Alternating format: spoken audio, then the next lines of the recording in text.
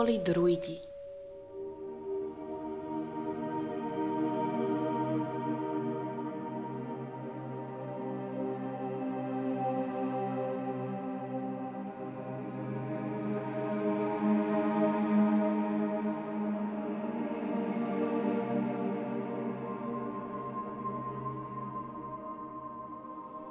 O druidoch sa dozvedáme z dávnych historických záznamov, ktoré priniesli Rimania dobývajúci územia Gálie, Británie a Írska.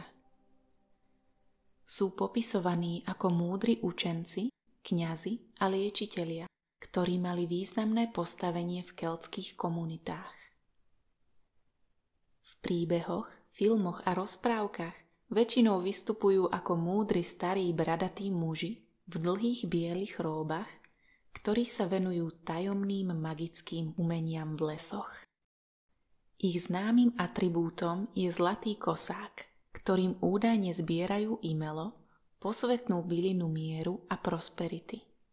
Aká je pravda a aké podoby môže mať druidstvo dnes, ak ešte stále existujú druidi? Neskoršie písomné pramene, ktoré popisujú pomerne vysoko rozvinutú epochu keltskej histórie, hovoria, že druidi mali rôzne podoby. Biela róba nebola ich jediným odevom a v ich radoch pôsobili ako muži, tak aj ženy. V starých írskych zápisoch sa hovorí o viacerých silných ženských druidských postavách, ktoré v sebe, rovnako ako mužskí druidi, spájali ušľachtilosť múdrosti a divokosť prírody.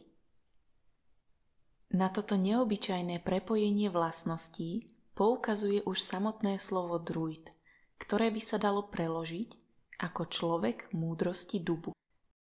Dub je jeden z najposvetnejších druidských stromov a v tomto slovnom spojení reprezentuje prírodnú stránku druidského charakteru. Divokosť a múdrosť zároveň. Ako sa tieto kvality dajú prepojiť?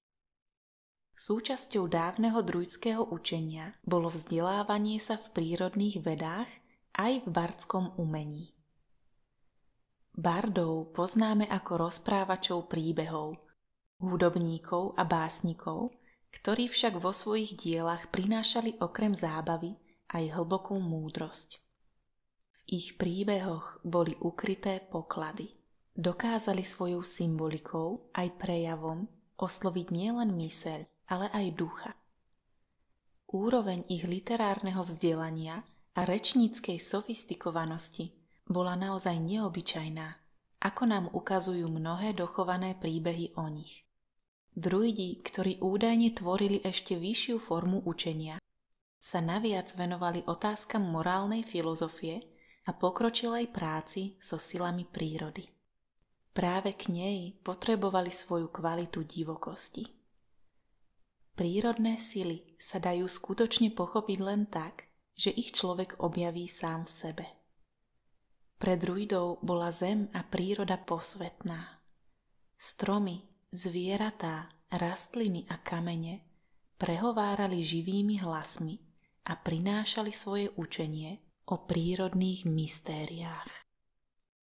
Čítanie v knihe prírody sa nedialo pomocou racionálnej mysle, ale inými cestami, ktoré umožňovali druidom hlboko sa prepájať s tajomstvami zeme. Je možné objavovať tieto cesty aj dnes? Existujú ľudia, ktorí nadväzujú na druidskú cestu v súčasnej dobe? Odpoveďou je áno.